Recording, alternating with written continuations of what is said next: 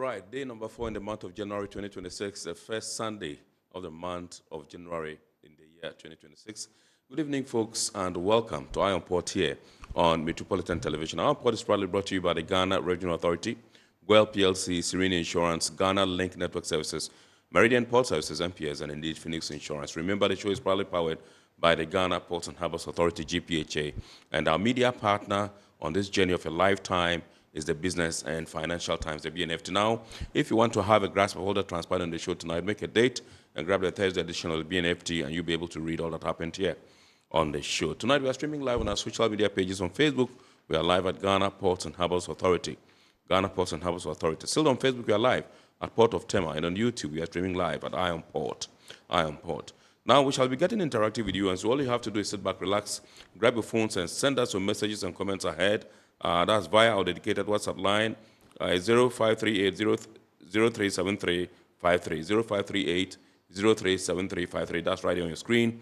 And when the time is ripe and I pick signals from the production team, we shall activate the phone lines for you to call in and contribute to the discussion. My name is Kennedy Mona. We're going for a quick break. When we return, we'll continue the show. Please stay with us.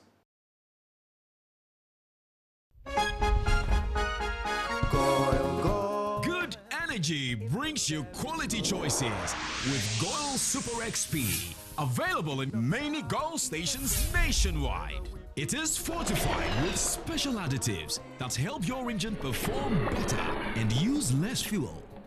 Branch into a Goil station today and energize your ride with Goil Super XP, compatible with most vehicles. Goil Super XP will feel ya, huh? Will be feel. Goil, good energy. Yeah, yeah, yeah. Electricity, then pay your taxes. Yeah. Our taxes, our future. Because you see, without our taxes, we wouldn't have good roads, good schools, better hospitals, street lights, and other very important social amenities. When we pay our taxes, we give our children free and quality education. Talga, my money too small. Why should I pay my tax? Look, small. Salifo, it doesn't matter how small or big your business or income is. You still have to pay your taxes. The little taxes from each and every one of us, when put together, could give your community clean water or that deprived school with tables and chairs. Please pay your taxes. It is your responsibility. It is your civic duty. It is the law. Welcome to today's edition of Serene Insurance Business News. We present to you Serena. You're right. You can complete an entire insurance process for the purchase of any motor and other insurance products, from onboarding to issuing a motor insurance sticker and policy certificate, all on WhatsApp in less than 10 minutes. Serena is simple to use and it prioritizes user ease and flexibility. You can either use voice notes or text to effortlessly issue your instant policy, cross-platform renewals, claims, and also process your payments through mobile money, Visa, and MasterCard. To engage Serena, just search for Serena Insurance on all social media handles and scan the Serena barcode or save her number 0500 517 114 and start chatting her on WhatsApp immediately. There you have it. Serena is not just a tool, it's an innovation by Serene Insurance designed to redefine how motor and travel insurance are accessed and managed. Speed, convenience, and reliability.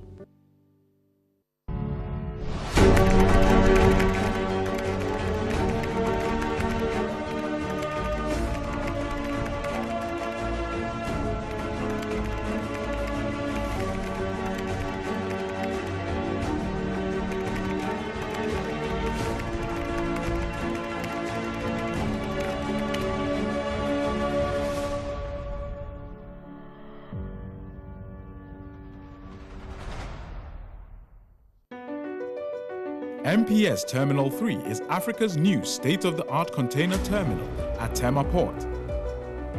For manufacturers, agro-processors and traders, the new port means business can be done faster.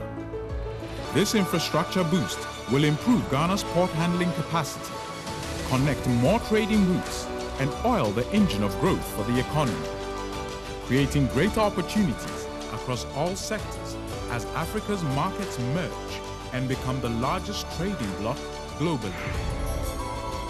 MPS. We connect. You thrive.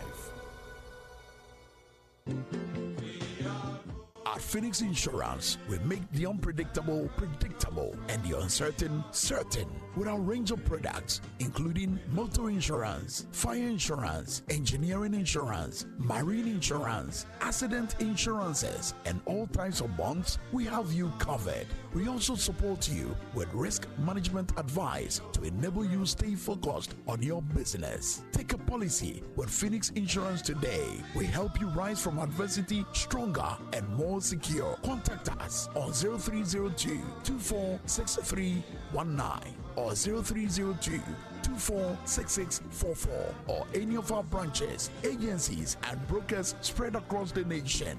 You can as well connect with us on our WhatsApp chatbot. Efiba is waiting to assist you. Make the future predictable with Phoenix Insurance. Phoenix Insurance, a delightful service experience delivered with wisdom. All right, welcome back. We are now going to take a look at happenings in the port and shipping industry over the last week. And during the last week, the ports of Tema and Takoradi have had cause to go before the presence of the Lord to offer thanks to Him for a successful 2025. Let's take a look at these local stories.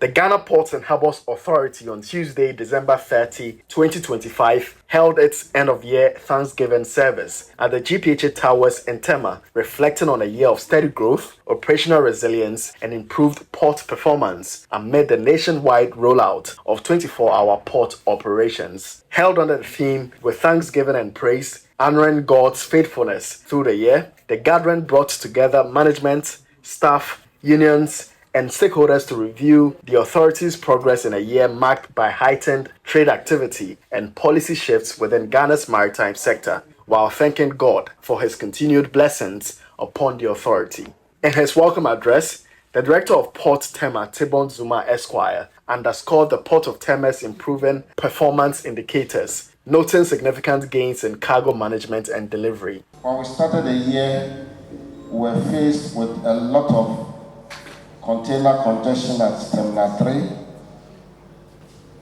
and through diligence and hard work and guidance from God, we got the right solutions and we started solving the problem. Today, we can say that we have made a lot of progress in that regard. The Director of Port noted that the improvements have strengthened Tema Port's competitiveness as a regional trade hub, while supporting faster cargo clearance and reduced delays for importers and exporters. So as we look ahead to 2026, we do so with confidence and renewed purpose. Our strategic priorities include the commencement of expansion of our river terminal, continuation and the completion of the dredging that we have started in Tema Port, and to improve on the equipment position, as I have said. Recounting the authority's performance over the year, the Director General of GPHA, Major General Paul Seydou Tanya-Kulono, described 2025 as a year defined by progress, resilience, and steady institutional growth. He emphasized that the transition toward round-the-clock port operations aligns with government's broader economic agenda to improve trade facilitation, logistics efficiency, and national productivity. A key milestone that we must always acknowledge has to do with the acquisition of additional equipment in the form of trucks for port operations. This strategic intervention, as was inaugurated by the Director of Ports, improved significantly the container evacuation, reduce congestion, and enhance the turnaround time, and strengthening our overall operational efficiency across the ports and logistics chain. Commending the workforce and partners, the DG praised GPHA staff and stakeholders for their tireless collaborative efforts, noting that the authority's successes over the year were driven by teamwork, professionalism, and a shared commitment to delivering efficient and resilient port services for Ghana's economy. We also had growth in transit trade. We took the opportunity to visit our neighbors, Burkina Faso, but our neighbor Burkina Faso to consolidate our positions so that to make the port of Tema and Takoradi the hub for making business. And I must state that there has been improvements, there have been engagements, among other things. And all things being equal, the volumes have increased this year. Next year, God's willing, it will continue to rise. The Thanksgiving service, which featured songs of praise, dance, and intercessory prayers for Ghana, port stakeholders, and security services, also served as a moment of institutional reflection and renewal as GPHA positions itself for further growth in the coming year and evolving regional and global trade dynamics.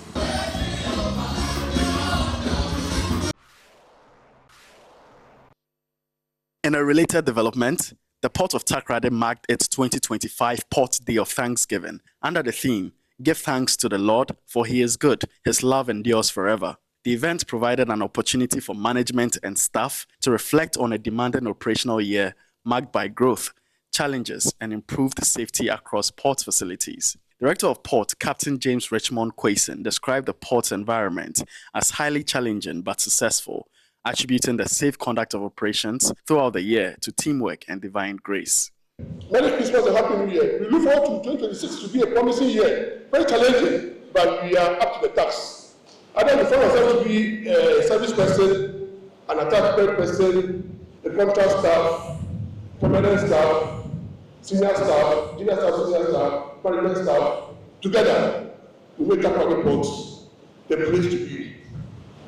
Together we make up our reports the place for vital business. The Thanksgiving observance concluded with prayers for continued safety, unity, and sustained operational performance across all GPHA ports as the authority prepares for the year ahead.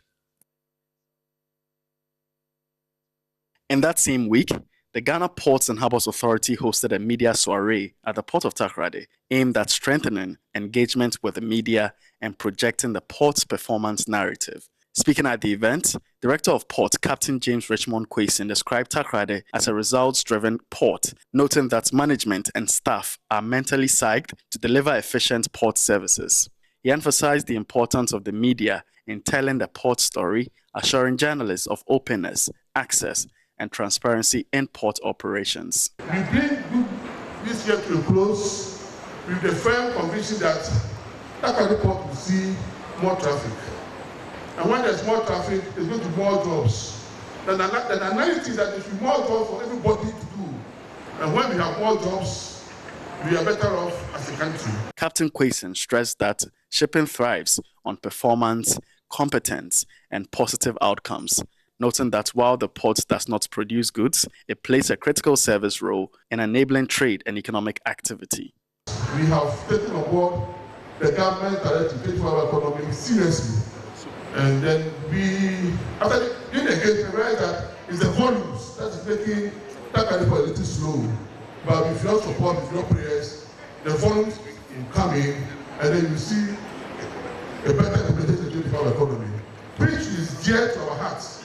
So that people find job, people find something to do. Highlighting performance indicators, he disclosed that from January to November 2025, Takoradi Port handled 867 vessel calls compared to 695 during the same period in 2024, representing a growth of approximately 24%. He also revealed that government plans to attract larger vessels to the port in 2026, further boosting throughput and activity. He concluded by expressing confidence that increased traffic at Takoradi Port will translate into more jobs and broader economic benefits, reinforcing the port's significance to both the region and the national economy.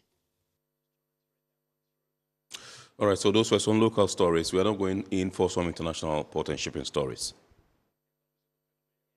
A rowing boat used by U.S. Air Force veterans in a failed 2022 Atlantic crossing has been recovered nearly 3 years after being abandoned at sea. The crew, competing in the Talisker Whiskey Atlantic Challenge, were forced to abandon the boat after it capsized 16 days into the journey. They were rescued by the bulk carrier Hansi Gotteberg after drifting for 22 hours in a life raft. Spotted off Western France as a ghost ship, the boat was towed to La Rochelle with plans to return it to the US in 2026.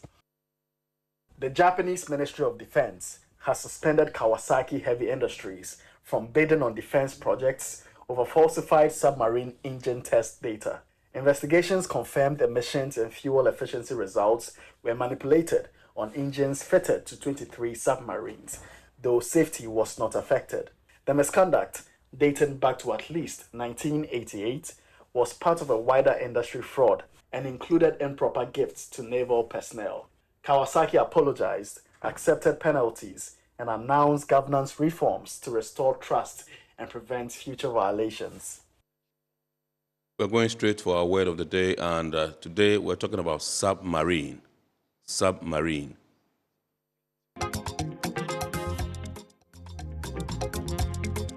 A submarine is a self-propelled naval vessel designed to operate independently below the surface of the sea for extended periods, using ballast systems to submerge and resurface, and employed primarily for defense, surveillance, and strategic deterrence.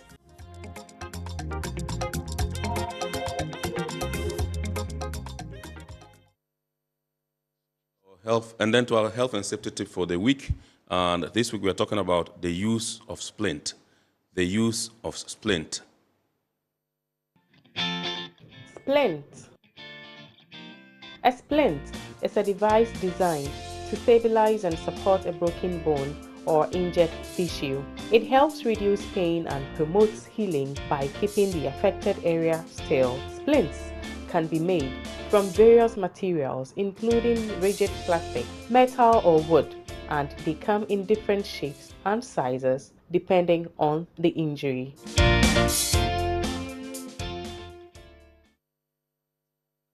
All right, so welcome back. We are zooming into our discussion proper tonight, and tonight we're taking a look at preventive care for the port community. As we zoom into 2026, we want to see what you can be doing, what you can do to stay healthy all year round so that productivity can be high. I mean, there's a tendency for us to veer off. When the new year comes in, there are lots of promises. You want to keep fit, you want to stay fit, you want to stay healthy, and all that. You want to cut down on some things that you think that you are getting addicted to, or you think you are getting so used to that you can't do it. And these are detrimental to your health. And so, but at some point, maybe you are not able to sustain the momentum and you feel like veering off and all that. We think that it's time that we bring you, some motivation to stay glued to your promises of living healthily and very good for all year, so that productivity can be high for you, for your family, and for your various workplaces. And that's why we want to take a look at that. And also take a look at the vision of the International Maritime Hospital, IMaH, for 2026. And that is why we have no mean person but the Chief Executive Officer of IMaH, International Maritime Hospital, Dr. Vitus Victor Anabisi, in the studios to tell us what we should be doing as a people to be healthy all year round and what IMaH has in store for us for the year 2026. Good evening, sir, Doc, and welcome. Absolutely. Tell us how the Yuletide, the festivities went out. How did it pan out for you as a person? And they have their negative sides. Right. I'm very sure everybody enjoyed himself or herself during this period. Those who do not overindulge are healthy and well. But I'm sure if you would have overindulged and they might be having one problem or the other. Yes. So I think that at the end of every year, it's always an opportunity to take stock of what has happened in the year, in our various ways, maybe in our personal lives, yes, and also at our workplaces. Right. So for me, I think it's a good time, and also to look at what plans we have going into the new year, and for that matter, what we need to do to improve our lives. Absolutely. Absolutely. Thank you so much, Doc. So as we begin the new year, what key health practices should members of the port community adopt to stay fit and productive, as it were, in the new year, in 2026? Thank you very much. Everybody tries to make one resolution or the other. But all in all, there are a few things we need to do. That as you go to work every day, you must ensure that you keep yourself safe so that you go back home safe and in full peace to your family. We must also not forget of the fact that at every workplace there's one risk or hazard or one or the other. So we must play the game by the rules so that we do not get ourselves into problems. Yes. So we should observe occupational health maybe I would say preventive health measures and things that you've been told that don't do this, don't do that, we must follow. Right. But above all, we should follow our laid down procedures of work. Right. That we call it SOPs, the standard operating procedures. Yeah. If we follow this strictly, we'll see that we'll reduce hazards, we'll reduce injuries to the barest minimum. Yes. Okay. All right. So you have been there, you've done that, you've seen that, and you've been GM Health Services for the Ghana Ports and Harbours Authority for a very long time, and you've superintended over health services, you know, in the port community for this long a period, culminating, you know, to eventual rise to CEO of IMaH and all that. I just want to find out from you, how has this experience shaped your priorities as CEO of IMaH? Yeah, that's a very heavy one. Yes, I've been around in the port. I've worked in the port for 24 years now. Wow. But I've been at the realm of affairs for the past 16 years. This is my 17th year as head of department or general manager. Right. And so I've been in it all. I've been through it all. And so, you know, health practices, we should know that there are two main branches of health or medicine. Right. You have the preventive part and the curative part. Right. Most of what we practice in most places is the curative. When Yes. people are sick and they come to you and you diagnose them and you treat them. Yes. But the preventive health is the most important of all, which is public health, and then occupational health is part of preventive health. Right. So I am a public health person. I've been in public health for some years now, and occupational health, I've been doing it also for some years now. Right. So for me, I know that in the port, or in GPHA for that matter, we have put in place a lot of things. Yes. A lot of measures, a lot of policies and procedures to make sure that staff and dependents and port users in general stay alive. Right. They come and do their work in a safe environment and they go back safe. If I may take the opportunity to let you know what then is occupational health. Yes. Occupational health is a science in the first place. It's a science. There are two main definitions of it. You have the ILO definition, you have the WHO definition. Right. But they all kind of like merge at a point, or they converge at a point.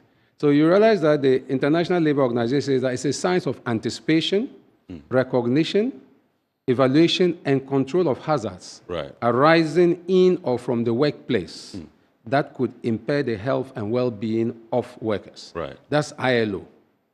So International Labour Organization. International Labour Organization. Yes. You are anticipating, you are recognizing, you are evaluating, you are controlling the hazards. And what are hazards? Hazards are things that could expose one to injury or the other. Yes. All right.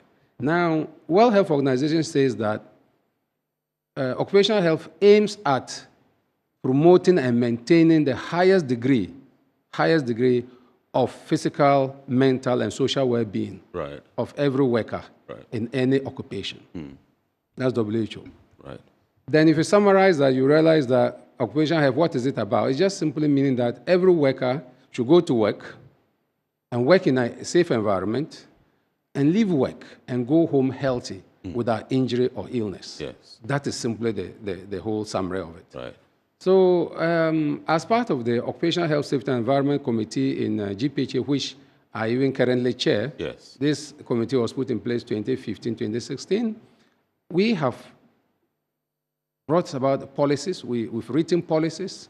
We have reviewed the policies over the years, and we have gone ahead to implement these policies in the port at various levels, all in the effort of making sure that workers work in a safe environment and go home safe, to reduce the risk of injuries to staff. Right. Yes. Yes. So I just want to find out from you some of the most common health challenges that port workers or seafarers, go through, and how preventive care can reduce these risks. Yeah. The port is a very interesting place. Very lovely place to work. Absolutely. But full of high risk. Sure. Day in, day out, port workers, they work with machines, moving equipment, they work with vessels, they work with vehicles, they work with cargo, they interact with all this. So if you have all this coming into play, lifting equipment, cargo, hazardous substances, bulk cargo. The bulk cargo here is the cement and the others. And then also the fact that vehicles are always moving, trailers and all that always, and these are moved by people, and also people are also walking on the ground. All this interplay exposes the staff and the workers to risk, and the risk of what? Injury. So what exactly, so the whole business of occupational health to ensure that we minimize this risk. Right. You may not be able to eliminate it 100%. Right. So you will see that GPHA, I always say that it's privileged because management has invested so much in this area. Managers have put in place, even this high-level committee that I just mentioned, Occupational Health, Safety and Environment Committee, is a high-powered committee. Right. Most of the members are general managers. We have written the policies, we have reviewed the policies, and we have implemented these policies. And this is the same committee that's come up with the policies of PPEs, that's the personal protective equipment. Yeah.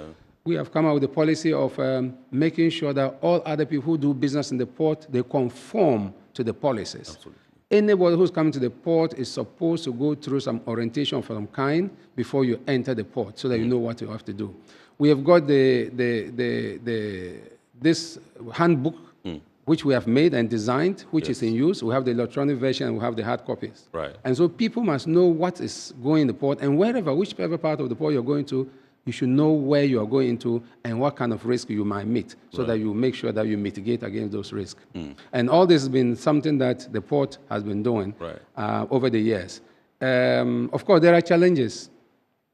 This challenge, it's a human it's a human industry. Yes. So for that matter, some people may just decide not to obey the rules and regulations, and then most of the time, or more often, they find themselves in trouble. Yes. Those who try to obey sometimes will fall short, and things will happen. Right. So I think that it's something that we should all jointly look at. Management is doing its bit by providing all the systems, by providing all the equipment, by providing all the safety gear you need. But the worker is supposed to collaborate also by doing what they have to do, by obeying the rules, following the policies and procedures, so that together we meet at a point and everybody will be safe. So the work does not suffer. Right. Let's not forget that the port is an economic zone, much as it's a security zone. Yeah. Most of the port, trade goes through the port, and that's why we say that it's a hub for trade, isn't it? And it's in the maritime industry throughout the world. These are things that you can't avoid. You need the ports for international trade. We carry most part of international trade. As for air and all that, as for air and by land, we know that it's in the minimum proportions. But heavy things, heavy-duty things, bulk cargo, big cargo come through by sea. Right. So seaports are very, very important to every economy. We are blessed as a country to have 2 seaports. And we can see that our landlocked neighbors obviously rely on us for support, for them to also run their economies. Yes. Right. We talked about those in the port that, mostly the operators, those who use the machines, the equipment and all that, and they are at a high level of risk, and that's why they must be very careful. What about those in the office who sit for longer hours, fixated on their laptops, their desktops and their iPads and all that working? They are not left out. They're also exposed to some level of, Certainly, yes. risk. Every occupation, every job has a risk inherent. Yes. Yeah.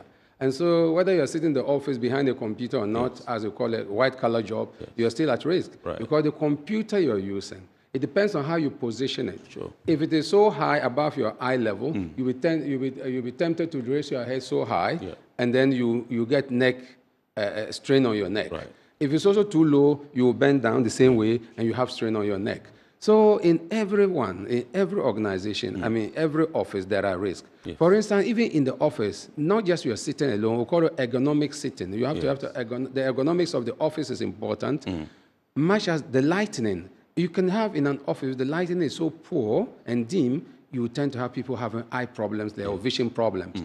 That's why it is also said that people, if you are on your phone, you're on your computer in the dark, it's high risk. Right. You must still have your light on, and then you look at your computer.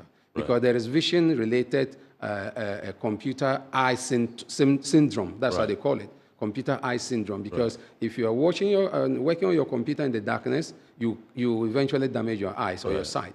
So in the office as well, people who sit the posture, even as we're sitting now, you realize that you must sit in a particular way to prevent you from having back pain. Yes. And then you don't just sit anyhow, maybe leaning towards one side or the other. You must sit upright, kind of like in an angle of, say, your legs to your pelvis, probably I can say about 45 degrees, so that you see that you are sitting correctly. So at that moment, you will be relaxed. If you say, when you're sitting in your car, for instance, what they advise is that you make a fist, and you make sure that that fist is able to pass between the back of your knee and then the seat. That will tell you that is the right posture, so that driving-wise, you will not be too far from your steering. The same way, when you come in and you're sitting in the office, there are various postures which are recommended. So it's part of occupational health to ensure that all these are being followed. So if you look at it day in, day out, wherever we find ourselves, occupational health is reminding us of the right way to do things so that we remain healthy. Right. Yes. I would want to bust the bubble of some people with respect to watching your computer with the lights off and all that. There are those who believe that when you're going to see a movie, the place must be dark so that you see it clearly. And sometimes you go out, you come, the kids are in their room, the lights are off. They say, oh, we are looking a movie night. They are watching a movie and all that. I think we necessarily need the lights on when these movies are also being seen, isn't it? I think so. You need the lights on. Probably where the screen is, you can dim the light where the screen is. Where the movies are being shown, you can dim that light. But in the room, there should be light. It shouldn't be total darkness. Absolutely. Yeah, there shouldn't be total darkness. I think at least that's what the eye people say, and that's what they advise, that do not watch or work on your computer in total darkness. Absolutely. So as for I'm not an eye specialist, but this is what I know. Absolutely. So I think that people should know that they should do the right thing. Let me be quick to add that GPHA being a very responsible organization, you know, we are ISO certified in various areas. First of all, we are ISO certified in 45,001, 2018, which is about occupational health and safety. That's the first thing. So you can imagine, that means we take it very, very seriously. Two, we are ISO 14,001, 2015 certified, which is about the environment. We are also ISO 9001, which is quality, 2015 certified. Unfortunately, 27,001, which is about information security, I think it got expired on us, and currently plans are far advanced to get a renewal done. So you see that GPHA, as an international maritime organization, a very serious one for that matter, we take this thing seriously, and we must make sure that things are done properly. Yes. Okay, so, Doc, with respect to preventive health, why is it so cardinal, particularly for health workers? Because if there is downtime as a result of illness, it means that definitely it's going to affect productivity and efficiency in the port. So why must we take the issue of preventive healthcare seriously in the port? Very well so.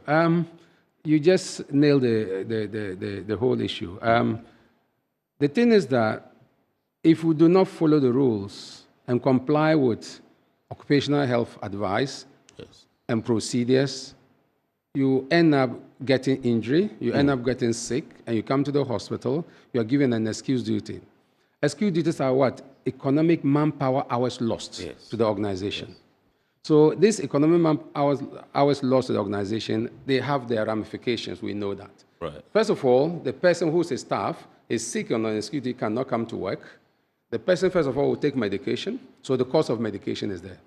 The cost of absenteeism also there, because somebody must be hired to replace that person. A casual labor must be hired to replace that person. That means it's double cost of the organization. Then you realize that productivity will do what? Will dip. And ultimately, the organization will not make the profit it should have been making if everybody was fine. So preventive measures are very, very, very key. They are more important than curative measures. As I said, prevention is better than cure. If you say that sickness, if you say that health is expensive, if you want to maintain health and you say it's expensive, try sickness. You realize that sickness is more expensive. And so it's very important, and that's why the authority is spending so much money and ensuring that the staff remain healthy. The only thing we call for is that staff must make use of what is available. They must patronize the services and remain healthy. We have various packages. I'm sure we'll come into that and we'll talk details about what we have. All right, so Yeah, we'll get into that. Yes. That's targeted services for port users. I want to find out from you at IMA the services that are specifically relevant to port workers, shipping professionals, and logistics operators and all that. IMA, International Maritime Hospital, we all know that is a subsidiary of GPHA. Yes. 100% owned by GPHA. Absolutely. It's a referral hospital, one-stop shop referral hospital, where you have specialists. Yes. So our clinic in the port, or our clinic, we know main clinic, Clinic B, now we have Fisher Harbour Clinic. Yes. All these are primary health facilities. Yes. IMA is a secondary health facility, where you have specialists. So IMA is part of the continuum of what? Healthcare. It has curative aspect and you have the preventive aspect, which is the public health. So if we see people in our primary healthcare facility, like at the GPHA clinic, and we think that the person needs to see a specialist, we refer to IMA. And then the treatment or management continues from there. Right. When they finish treating that person or stabilizing the person, they can decide to send that person back to us to continue with us. Now, IMA, the way it's positioned, being a specialist hospital, secondary care, one-stop shop, we have everything that is in the hospital to make sure that GPHA staff and dependents who seek help are given the necessary help. It doesn't mean that we have 100% of all specialists in IMA. That is not the case. We may have a few who are not there present, who are not in-house, but we can always arrange for them to come in the form of locum. So IMA is complementing the primary care service that GPHA clinic is providing.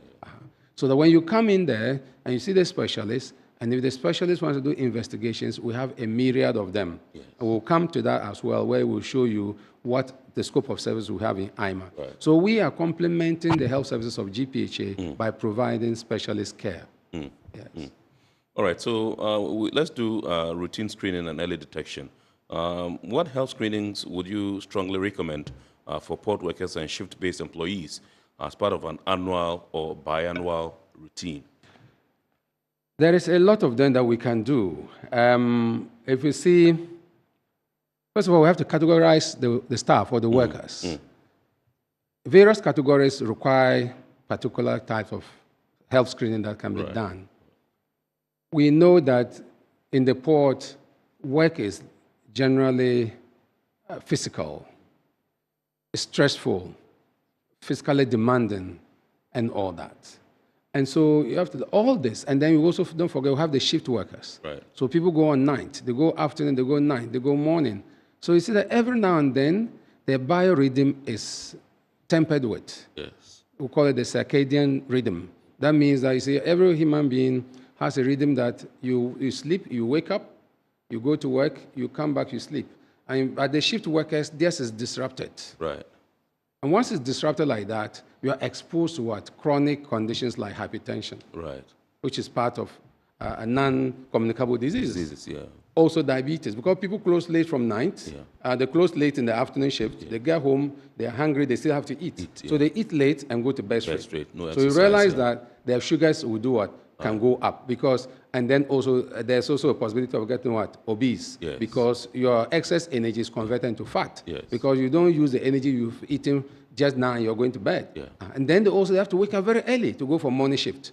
Maybe instead of waking up at your usual 6 o'clock, they find themselves waking up at 3 a.m. Some actually wake up at 2 a.m. to prepare to go to work. So all this disrupts your normal biological rhythm. So we'll look at it and target those kind of category of staff and say that, look, you need to go through this. We need to check your stress level. Yes. We need to monitor your blood pressure. We need to monitor your sugar. Anytime you come to the clinic, things maybe look simple. You realize that they take your BP. We call it vital signs. They take your BP, they take your temperature, they take your pulse, they take your oxygen saturation, they take your blood sugar. Yes. Every single adult that comes, your blood sugar is taken. It's part of the screening. Right. This is basic screening, but it is very essential. It is only then that you can detect or pick up cases. If someone has got high blood sugar, you detect it, then you do further tests. Right. If someone's blood pressure is high, you don't just diagnose the person with hypertension. You have to go through the process, check the blood pressure a number of times, monitor it, and then you can come with your confirmation whether the person has got high blood pressure or not. Yeah. So all these are routine tests. If you look at the area of maybe the port operators, the machine operators, drivers, and plant operators. Yes.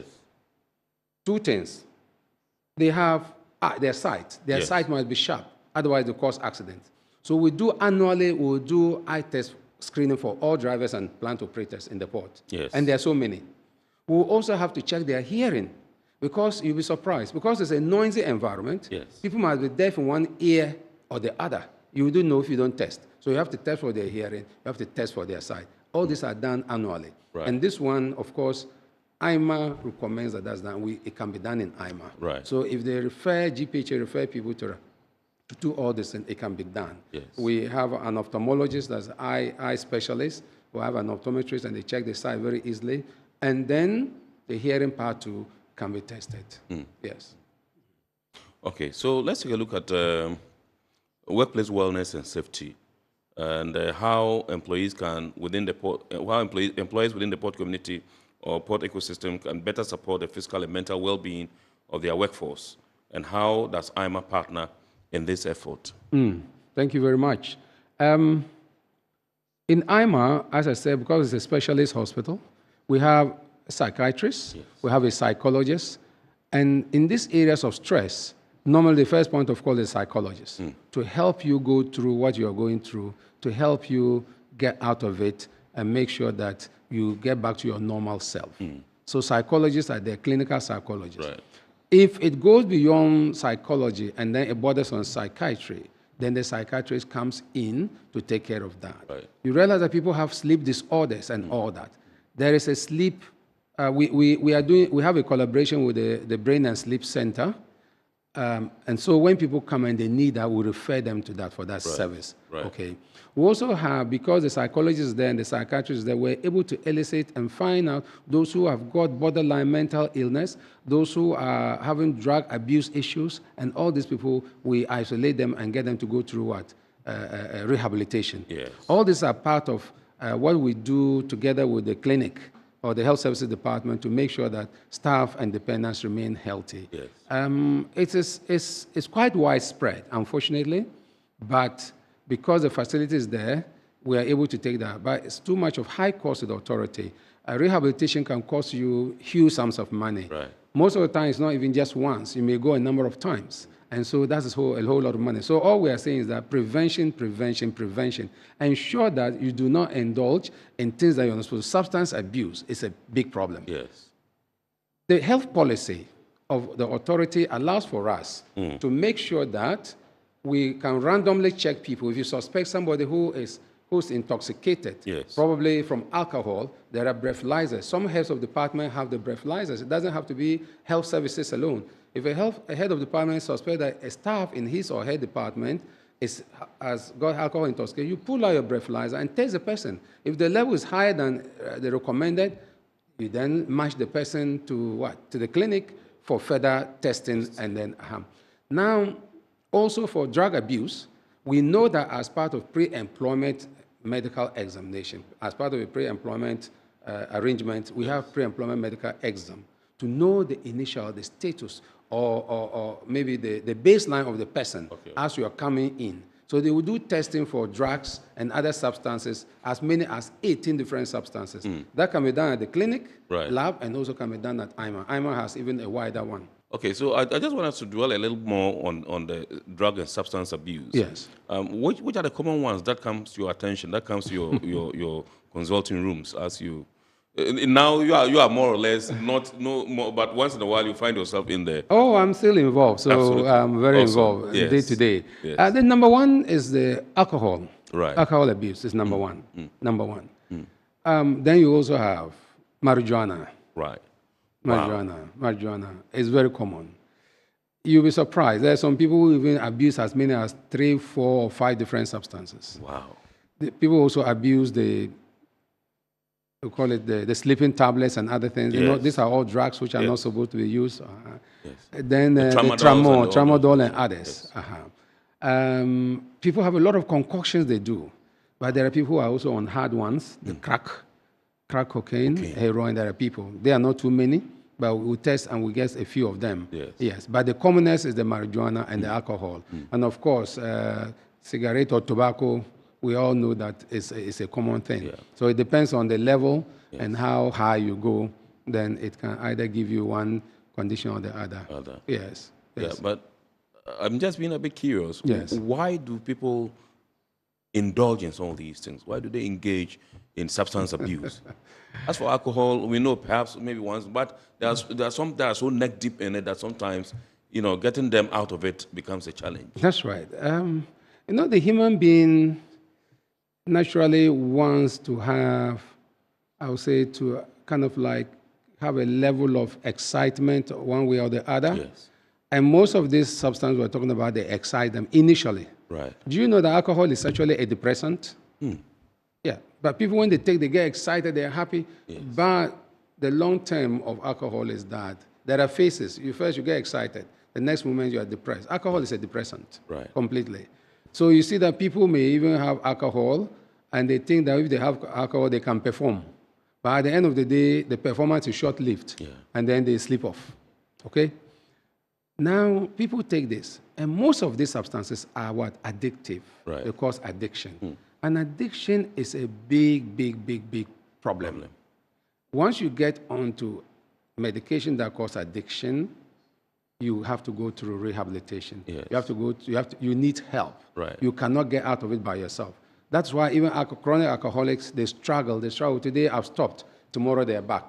Because the body is yearning for it. Yes. You're craving for it. Right. So that craving for the substance is what we call the addiction, isn't it? So they continue to do it, and then they become so dependent that their system thrives on it. If they don't take it, they cannot perform. And unfortunately, they take it. Maybe if initially you were taking one glass of aquatation, you were okay. Yes. Next, after some time, your body will be so used to the one glass, you have to graduate to 2, to 3. And all that has got damaging effects.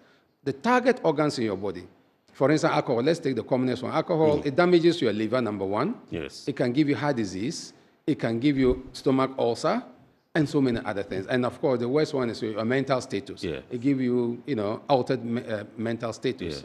And your judgment is impaired or affected. That's why if you're driving, it is a no-no, zero tolerance for alcohol if you're driving or you're an operator. Because as an operator, you must be sharp, you must be quick to react. And so if you're drunk and the alcohol suppresses your reflexes, that means that you can easily commit and cause accidents. So these are the problems that we do face with these substances. Yes. I'm so curious, Doc. Yeah. How do we deal with some of these cases when they come? First of all, you have to diagnose the problem. If you diagnose the problem, and diagnose by taking a very good history. Yes.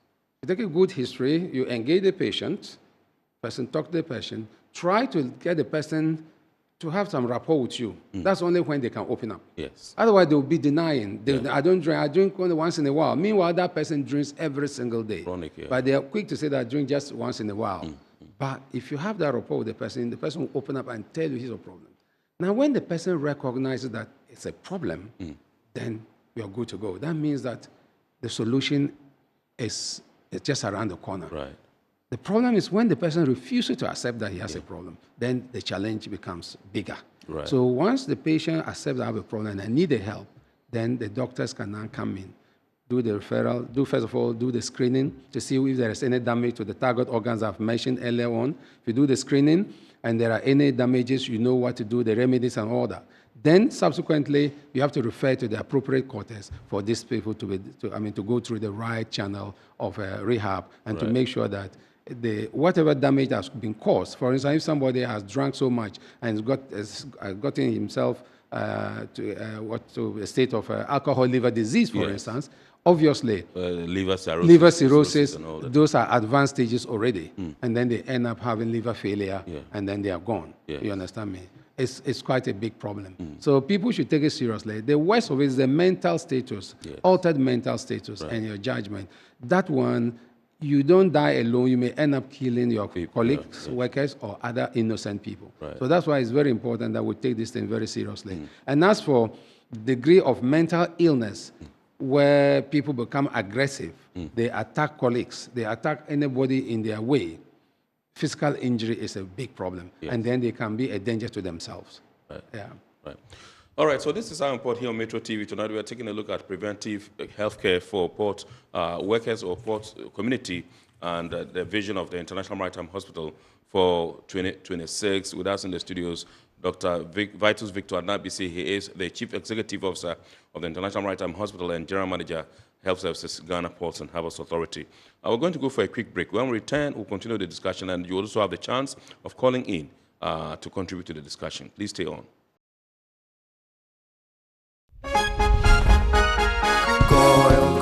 Good energy brings you quality choices with Goil Super XP. Available in many Goil stations nationwide. It is fortified with special additives that help your engine perform better and use less fuel.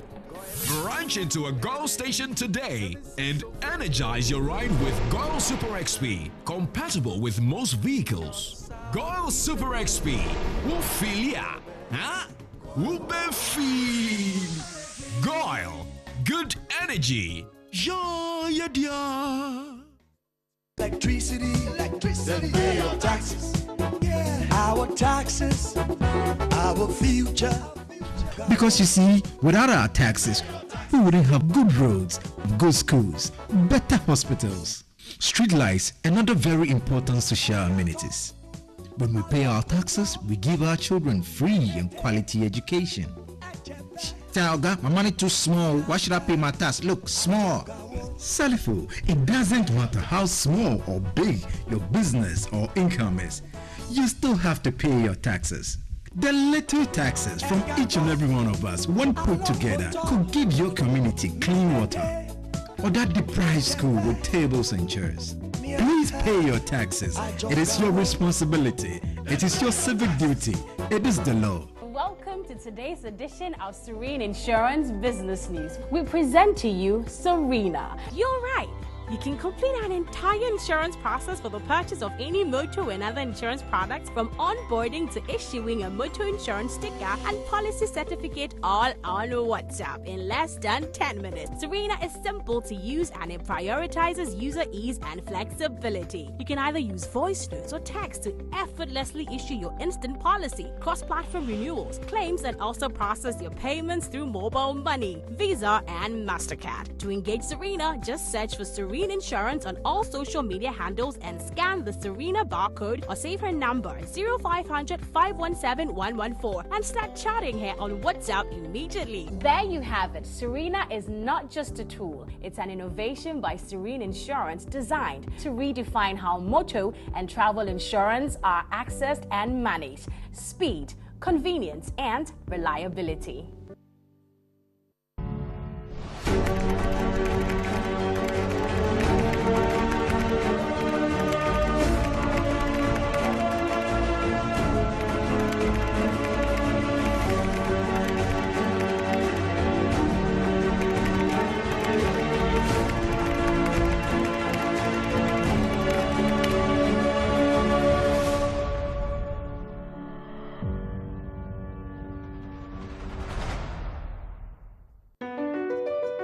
MPS Terminal 3 is Africa's new state-of-the-art container terminal at Tema Port.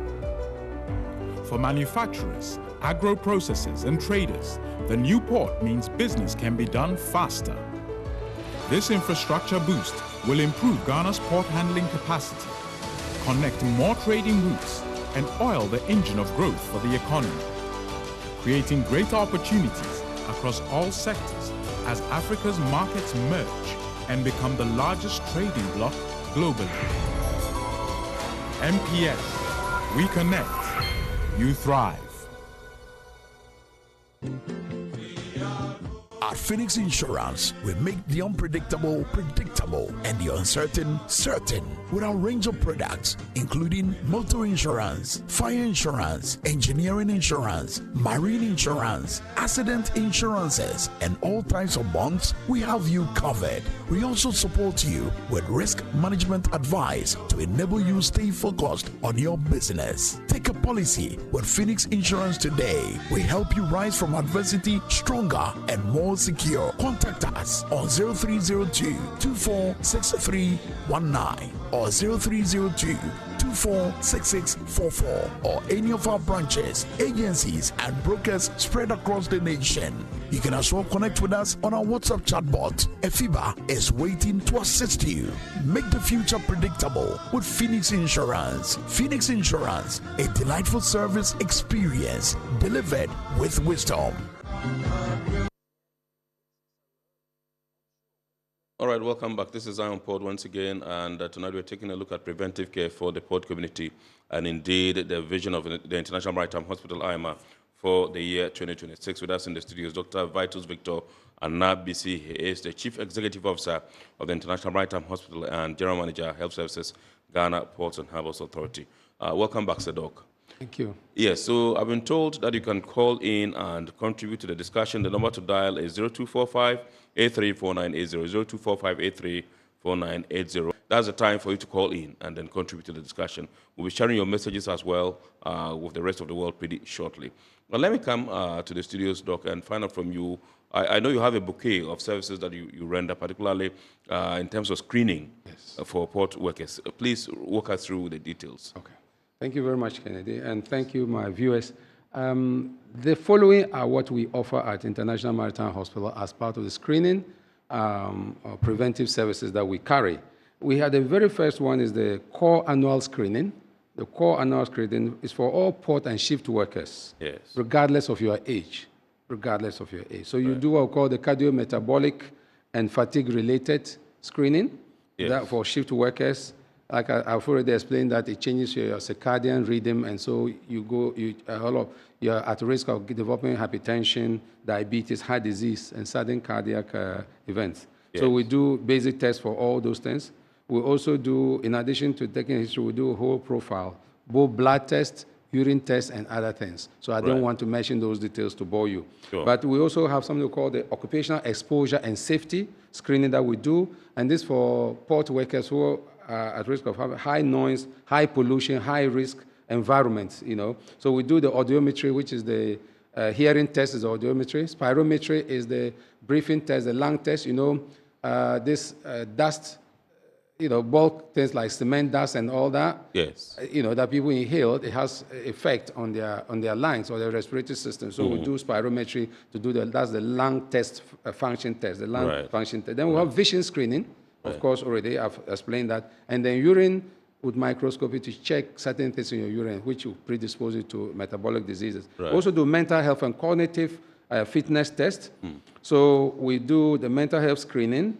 We do the burnout and fatigue risk assessment. We do substance use screening. That's where I already told you, alcohol, stimulants, and sleep aids. We use that. We do the musculoskeletal and injury risk screening, especially for the dock workers who do the drivers and all that.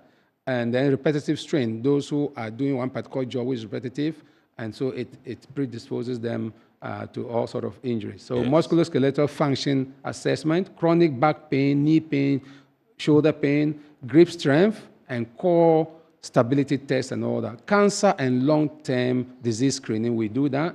We do the PSA for men above 40 years, testicular self-examination or education we will teach you. Women, pap smear, HPV, DNA test, mammography from 40 years. And then for both sexes, we do colorectal cancer screening. All these are part. And liver ultrasound and the FIT test. Infectious diseases and travel-related screening, hepatitis, HIV, tetanus, yellow fever. Then we have the optional but high-value add-ons these are for the executives. Coronary artery, calcium score, we do that. We do advanced lipid profile, that's ApoB, and then lipoprotein A. Then the last but not the least that we do for you is that obviously you have hormonal screening for testosterone and thyroid, where people have fatigue and metabolic risk, and then occupational fit for duty certification. We do that, occupational fit for duty. And this is very relevant to GPHA workers and other port workers. Okay, so let's take a look at the health outreach or health education programs that IMaH undertakes, and or you plan to expand to directly engage the the port community? Thank you very much once again. So what it is this. GPHA Clinic has its health promotion programs, health education programs going on. As I said, we complement all that. We may do more than that. So what we are planning to do is that we are planning to reach out to GPHA Clinic first and foremost of all, so that we'll collaborate extensively where they want to do health education and health promotion and they don't have the specialists, our people will join them to do that and do the screening and all that. So that's one thing I plan to carry out come next year, or this year, this 2026, that we should do more collaborative work together. Then you realize that we have so many people in the port industry. Can we have some maybe periodic, let me put it quarterly engagement with the port community to ensure that we would give them more education on what they're supposed to do and what they're not supposed to do. We have a whole workup of wellness program that we do.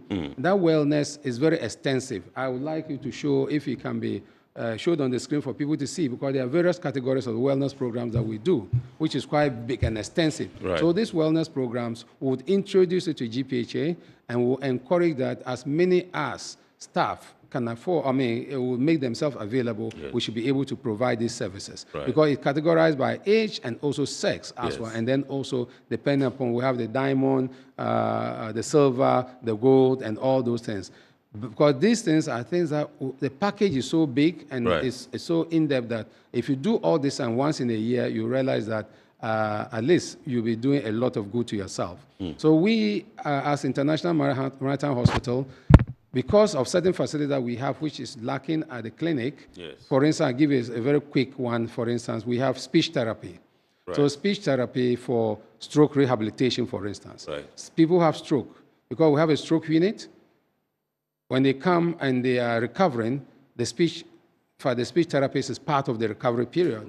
And so people will come, and of course, there are GPHA staff who have gotten down with stroke. So they come, they use our physiotherapy, and apart from that, they have speech therapy, which is part of the rehabilitation of it. So these are things that people should get to know, that we have these facilities in-house so that other people who don't know about it can come and utilize the facility. Absolutely. Yes. Absolutely. All right. So I know IMaH is not open only to the port community. Not at all. It's open to the general public. General public. And not only for GPHA staff and dependents. We are open to the general public, even though GPHA still remains the #1 client of IMaH. Because obviously, if we have to refer all our referral cases to IMaH specialist care, obviously we are in the lead. But there are so many other corporate bodies and private individuals who come for services.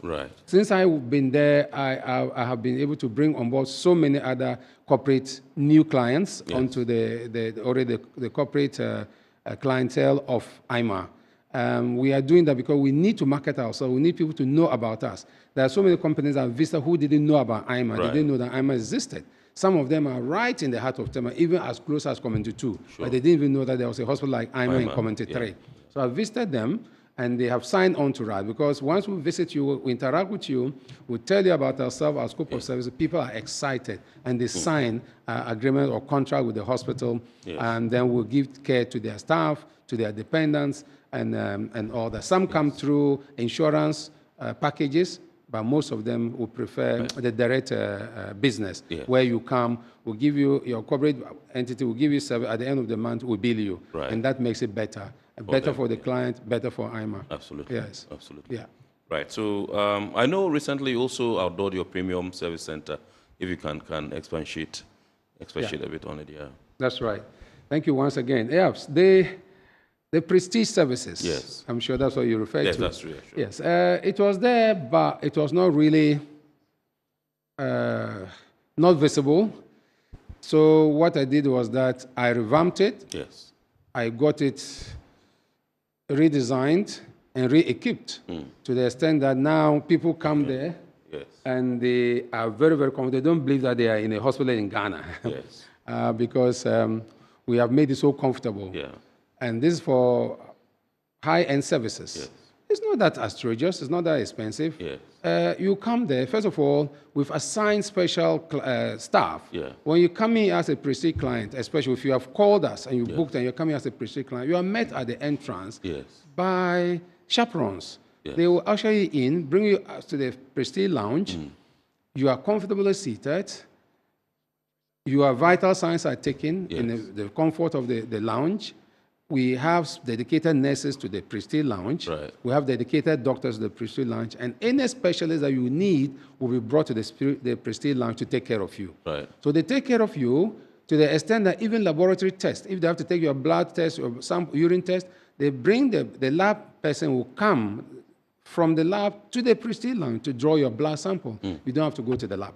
Right. All other things. The only thing that you may have to go to do the service, maybe chest X-ray. If you have to do X-ray, we cannot move the X-ray machine to the lounge. Right. And even in that, if you have to go there, then the chaperone will take you. It means that everything is facilitated. Yes. So you don't spend too much time in there. You get premium service just for a little bit more. Yeah. And then your time is of essence. We recognize that business executives, other people who don't have time to spend or waste, I wouldn't say waste, to spend in the hospital, they need quick service to go. So we grant them this. Right. And it's like you come, you pay a one-time premium for the year, okay? That's more like a registration of a club, sort of. Sure. So you register, and then each time you come, then the rate is given you. And the good thing, the investigations. The cost of investigations is not very different from even the normal routine ones. Yeah, sure. No, there's no different. Yeah, it could be just a little bit markup for that expedited action we give you and for all the, kind of serene environment we give you. But it's not even 1.5 times. No, just something additional we add.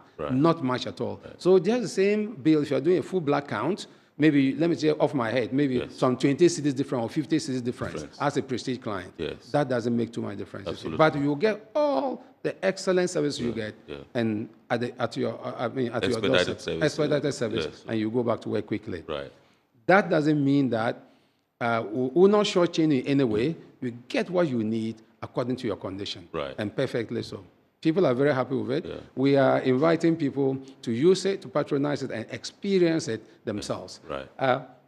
I would be quick to add that at the time that we revamped this Prestige service and all that, I put in place a team, 11-member team called the Quality Improvement Team. Right. Before I got there 6 months ago, there was nothing like that. So I put that in place. Every hospital should have a quality improvement team. Because everybody's looking at quality service, quality, but what is quality? So you cannot just be singing that song if you don't have things in place. So this 11-member team, they have gone, we have inaugurated the committee, they have been trained, and they have gone to work. So we want to expect that we'll begin to see much improvement in our services going forward. So we will call for clients out there to give us a feedback. And because of this, we've also established and expanded our feedback system, both electronic. So that you have a QR code, you just scan it, and then you have the opportunity to give us your feedback electronically. Yes, you don't need to write something and come and put in a box, suggestion box. But those boxes are there as well, but we have expanded to electronically that you can do that, and you give us electronic feedback as to what we've done. We have been able to respond to a number of complaints from clients, and we took it very seriously. We have dealt with it, and we hope that clients who are aware and they are hearing me, they are satisfied with our actions that we took. We didn't go to sleep on it. Anytime they came to complain, we took action, we investigated, and wherever our staff are found culpable, the right measure of sanctions are given to them. We do not shield our staff. We think that the staff are there to work for the good of the clients. It's because of clients that we are there, because of the patient that we are there. So no client should be undermined, no client should be taken for granted. If you are not happy with our service, you call in, you go through our system, make a report, and we'll handle it. There are even some we are still handling, and so we hope that we shall do a good thing by reviewing all these things. We will not say that it's not going to be 100% proof that you come and then you never. There could be some hitch here and there, but largely we are going to bring that to the barest minimum. That I can assure you. Right. Yes. Right. Awesome. I want to talk about the registration that you talked about as a prestige service person. If I want to access the prestige service, it says there's a one-time payment you make as registration. Yes, for the year. Just like for the entire year. Just like when you go to the gym, you are a member exactly. of the gym. Yeah. Correct. So correct. when I pay for that registration and I come, irrespective, is that all? Do I have to pay again for the service that you render? That's right. Okay. When you pay for that Yes. now makes you a prestige customer or client. Right. Okay. So anytime you come, depending upon the problem you're coming with Then and the test you're going to do, then you pay according to that. Okay. That's right. Awesome. That's what it is. Great, Yes. great. Yes. All right, so let's take a look at the new preventive health initiatives or service expansions that Port community can expect from IMaH in the coming year, in this 2026. Yeah. You see, in medicine, emergency care is number one. Yes.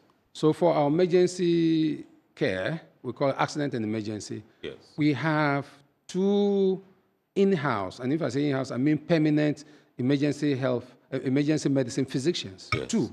And they also have a locum one, meaning a third one, being locum. Yes.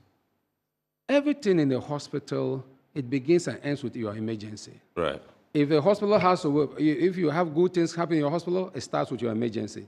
If bad things are happening in your hospital, it starts with your emergency. Absolutely. So I have attached special importance to our emergency, accident and emergency unit. So I say that there was no laboratory attached to it. So anytime people came emergency, they have to run a helter-skelter to take samples, call the lab people to come from the main lab, come and take their samples, go back, test, and come. Yeah. But I have set up a mini laboratory at the emergency it's actually an accident emergency department. Yes. So now when you come, all the basic tests that you have to do in the case of emergency are done right there. Right. So first of all, you save time, you improve on diagnosis, and then you improve on care. Yeah. Because the quicker you get your diagnosis, the better your care will be. Right. And because emergency is about saving lives and making sure that people do not lose their lives unnecessarily. So that has been set up, that is in place. We even have what we call point of care ultrasound machine. Right. So that they have the ultrasound machine right in the emergency room.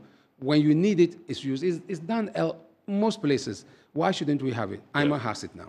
Have it. And the lab that is there, the staff themselves there are quite happy with it. That is really making their work easier. Yes. And I think that if there's anything else we have to do, we'll do. We may have problems with space, in terms of physical space or the number of beds, because if you are seen at the emergency, and then the emergency people have cleared you, there are 3 sessions of the emergency. You have the red, which is the most critical, okay, and very, very urgent, red. Yes. From red, you go to orange. And from orange, you step down to yellow. Right. And from yellow now, you are transferred to the ward for admission if you have to be admitted. If you have to be discharged, you are discharged. Right. Now, the problem we have is that sometimes from the red or even from the yellow, you may need to go into high dependency unit, that's HDU, Right. or ICU, which is the intensive care unit. Yes. Our intensive care unit, HDU, they are very limited in terms of bed capacity. Okay. And so sometimes the specialists or the healthcare professionals are a bit disturbed that, look, we need to send this case to HDU, but there is no bed, okay? Or ICU, there is no bed.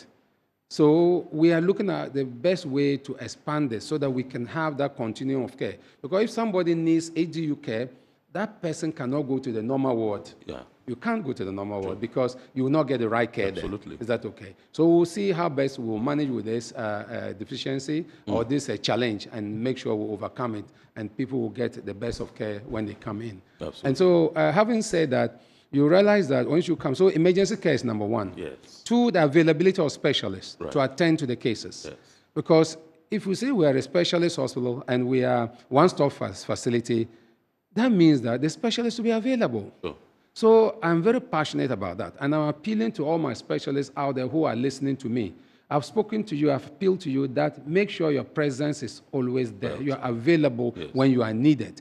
There are some we do not have, and we cannot afford to have all the specialists in-house. Right. The other, we cannot have them as permanent staff because we will not be able to pay. That's when locum comes in. And locum comes in. Because IMaHs, we pay our own salaries. We Right. pay our staff. Yes. We don't take money from GPHA. Right. We pay our own staff. So, and it's very expensive to pay all this staff. Yeah. So locum staff come in. And so we have to call them in as and when we need them. Right. So that's why the emergency care part is very important. When they are needed, they have to be there. Right. So it's important that we try to manage it that way so that we ensure that, especially critical care-wise, patients do not go without getting the right attention. Absolutely. Yes. And in addition to that, we have the various, we call it disciplines and the various clinics at the OPD. Yes. We have days, we have cases for, let me take for instance, internal medicine. We have days for gastroenterology, that is diseases of the stomach and the intestines and the digestive system generally. We also have clinics day for nephrology, which is the kidney specialist. Right. We have clinic day for neurology, that's the brain and then the spine and all that. So, and then neurosurgery, they have their clinics day. Even the general surgeons, surgeons don't only cut. They also have what we call consecutive management of cases. And they see cases at the OPD before even they go and operate. Right. We have that. We have anesthesia clinics. We have even psychology clinics are there. Nutritionists are there, or dietitians are all there. So all these specialist clinics are there. Right. So people will have to make good use of all these clinics. Those who are referred in are elective cases, or they're coming in on appointment, or the referrals. When they come in on appointment, obviously means that it's not through emergency. Yeah. They come in through the OPD. So the specialists will have to be there to take care of them. Right. And indeed, they are always there. Because when we book you, we know when. We don't have, let's say, cardiology is also another part. We don't have maybe gastroenterologists there every day of the week. Absolutely. No. You may have the gastroenterologist twice a week. And then the rest of the time is that once the general physician is there, the physician can manage it. And then once it's not an emergency case, we can always book the patient to see the right specialist on the right day. Right. Yes, that's how we do it. Awesome. All right, so this one says, good evening. I am William, a staff of GPHA. Can doctor touch on the dust emanating from clinker vessels into offices near the marine block and a GS store? And secondly, the stench from customers that passes through the open drain towards the clinker gate. I expected this question because I've encountered it severally. Right. Because I said I chair the Occupational Health Safety and Environment Committee, and we interact with a lot of workers in the port. Right. And so this thing came up. Yes, William, thank you for your question. Yes, the clinker dust is a problem, and so the authority has recognized that and has invested in eco hoppers and also machines that will also detect the air pollution. Yes. I think the estate estate and environment department, they are the people carrying these devices monitoring. So you realize that the dust is supposed to be reduced as they use the eco hoppers. Those who are not using eco hoppers, I think going forward, it's being made compulsory that everyone must use the eco hopper. If you cannot procure one yourself as a company, you must share in somebody's own and you pay a fee for it. Yes. So as part of our policies, our occupational health policies, and a contract registration process, we say that people who are dealing with such businesses, they must comply. And must sign a contract which says that they will make sure that they minimize the dust pollution. Yes. And because a clinker dust, we all know the consequences in the future. Long term is that silica settles, and then you have silicosis, which is a lung disease, which is not very good. As for the pollution, the scent or the stench from customers, there's something that we have even gone up to the legal level, threatening them with legal suit if they do not do something about it. The problem is that they're using an old boiler system, which is not able to reduce the stench or the scent that comes from there. So we have approached them. I remember very well Mr. Gazy, who is now on retirement, was leading the estate team, and he wrote to them together with our legal team. Right. And so it's at that level now that any time they flout the regulation, we are going to slap that. We're going to apply our legal whip and then make sure that they comply. Otherwise, they will close down. Absolutely. That stench, of course, is a nuisance, and nobody would like to work, and then you'll be inhaling such horrible stench. Right. Yeah. All right. Jennifer, watching us from East Legon, says, can Dr. Anab confirm to us that there is a helipad at the International Maritime Hospital?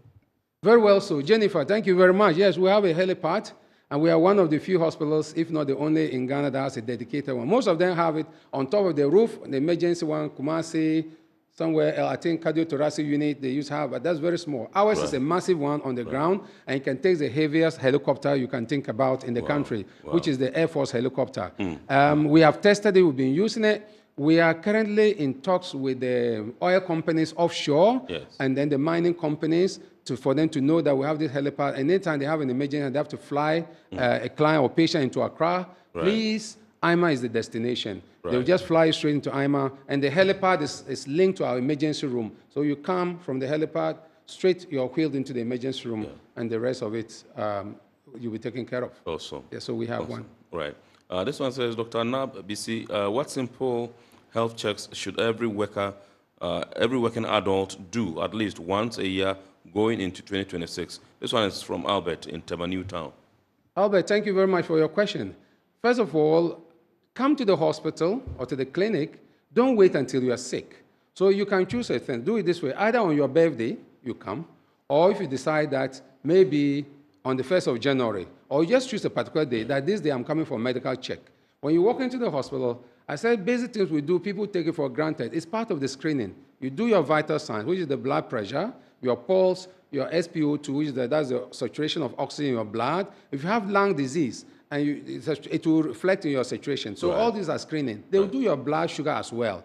Either it's random blood sugar or fasting blood sugar. Yes. And that will tell if it is high, we'll do further tests to see whether it's diabetes you are having. If your blood pressure is high, we do not diagnose you immediately as having hypertension unless you know that you have hypertension already. Right. But otherwise, you'll be taken through a process and then a diagnosis will be made. So these are the basic tests. And depending upon the work you do, Albert, right? Yes. Depending upon the work you do, we can do additional tests. Right. For instance, if you are a crane operator or you operate a machine all the time and you're sitting, so the vibration, you're always sitting there, your vibration, you turn out to be having back pain, lower back pain and all that.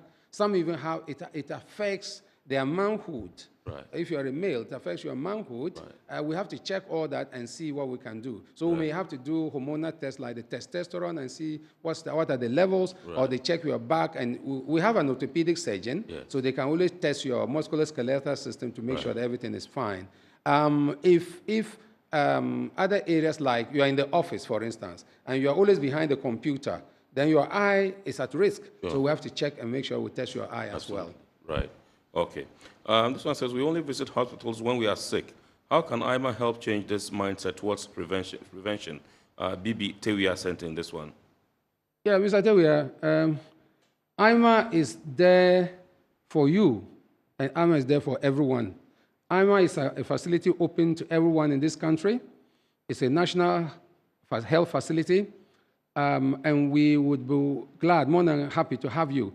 They will show on the screens the type of packages we have and what you can get when you walk in, because there are quite a number of them. Our wellness packages, but it is cut for everybody. Okay. So if you screen that, people will see, and you pick what you want. When you come, we'll advise you. When you come, just come and say, look, I want to have a wellness check. Absolutely. And wellness check is once a year. Right.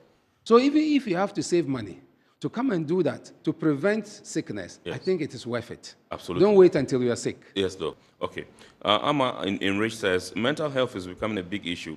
What support systems does IMaH have for stress and mental well-being? Thank you very much. First of all, we have mental health nurses.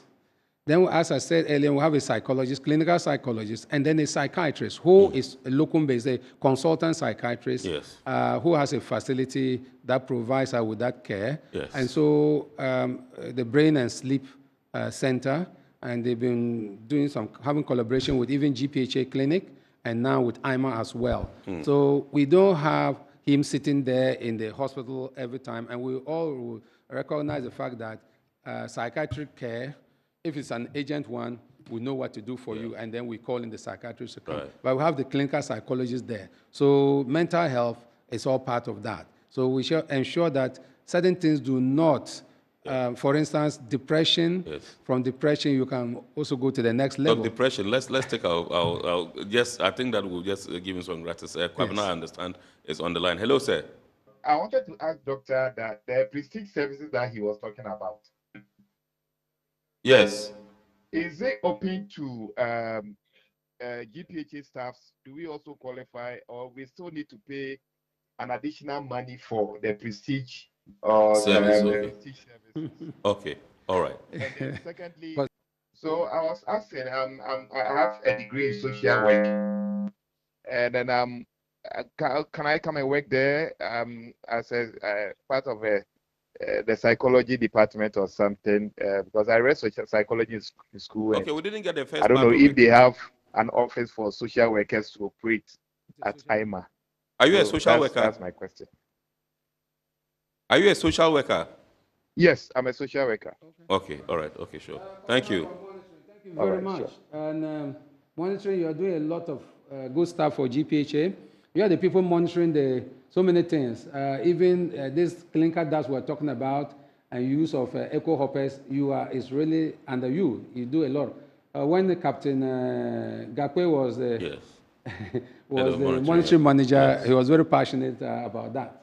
Anyway, so your first question about the prestige services, unfortunately... But it's open to GPHA staff? Yeah, we cannot open it to GPHA staff like that without permission of management, because it's additional cost. Yes. So maybe we may have to look at it, who can benefit from that. Yeah. But for now, GPHA, we do not put people on prestige service. But what I can assure is that emergency care, agent care you need, you'll get it when you come. Don't forget, GPHA is our #1 client. It's our golden client. So, for instance, GPHA staff who come, we will give you that special care. Yeah. We pamper GPHA staff, as I say, that in quotes. It doesn't mean we don't take care of other clients, but just that GPHA is the owner of the place, and it's only better and good that we should help GPHA to maximize their investment in the hospital. Right. So they come back. Don't forget that GPHA pays for every service we provide to the staff. Yeah. They pay. Even if you are being treated for malaria and IMA, GPHA takes up the bill. At the end of every month, we send the bill. Yeah. But the prestige service-wise, we cannot enroll GPHA staff onto it for now. Right. The other part... Yes. The other part of the social worker, you'll be welcome. Yeah. Are you going to give us that service pro bono? If you want to come and avail yourself, we'll be more than happy to have you come on board. Absolutely. And then you help us. Maybe you want to come and do locum. Yeah. All right, so Doc, just in 2 seconds, your final word, and then we wrap up. Our time is up. In fact, we're fitting into their time. Yeah. Okay. I want to take the opportunity to thank my viewers and thank all of you for giving me the opportunity to speak to you about IMA. The thing is that IMA is a national facility. Yes. It is there for everyone. Right. Please walk in with your health issues. You don't have to be sick to come. Come and enjoy our wellness packages. Yes. They are quite wide, and they are appropriate for everybody. Yes. I want to quickly say that we have reviewed our tariffs. Since I've gotten there 6 months ago, the #1 problem was that IMA is expensive, IMA is expensive. That is no more the case. Right. We have reviewed our tariffs downwards, so we are very competitive now. Come and taste of it. Right. And we have started implementing it, so please come. Great. We formed a number of things. We have improved on certain services. Right. We've added 2 theaters to our already 2, so now we have 4 theaters working. We were working with only 2 theaters. Now we have 4 theaters working. We have made sure that the Ops and Gynae department has got what it takes to work. Right. A CTG machine, which they didn't have, which was spoiled for a long time, they've got 2 now. So if you have twin pregnancy, it can be monitored for you. We have set up another triage room at the OPD to reduce the waiting time. Right. So when you come to the OPD, the triage is very quick now. The lab I've already mentioned. But one important thing I cannot go without mentioning is that we are the first. IMA is the first beneficiary of the Mahama Care. Yes. That Mahama Care has helped us. They are collaborating with us, and they have supported a neurosurgery case, a child of 10, 11-year-old, and we are just over the moon. Mahama Care, we are the first to benefit from them. Great. So please, we know how important this is going forward. Absolutely. So IMA says that you are invited to see what we have there. Yes. We have a wide range of services. Please come and see what we have. Absolutely. Use us and you enjoy. Absolutely. From A to Z, we'll have for it. Even when you finally you can't make it and you die, we have an excellent mock for you. Absolutely. And we have a dialysis center. Don't forget, dialysis for kidney dialysis. We have the #1 center in Tema. Great. Thank you very much. Thank you very much, Dr. Vitus Victor Anabisi, Chief Executive Officer, International Maritime Hospital, and General Manager, Health Services, Ghana Ports and Harbours Authority.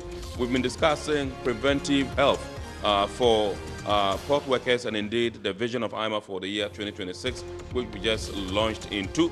I would say thank you so much, Doc, for making time to come and tell us what we should do to keep fit and to stay fit all year round.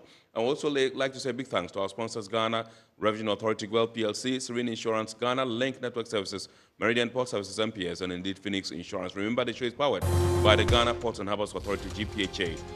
We entreat you to keep watching the rest of our programs here on Metro TV, and God willing, next week we shall bounce back with another wonderful edition of your favorite Eye on Port program. We wish you a super and blessed week ahead, and we thank you so much for choosing us. My name is Kennedy Mona. Have a blessed week ahead. We're out. God bless.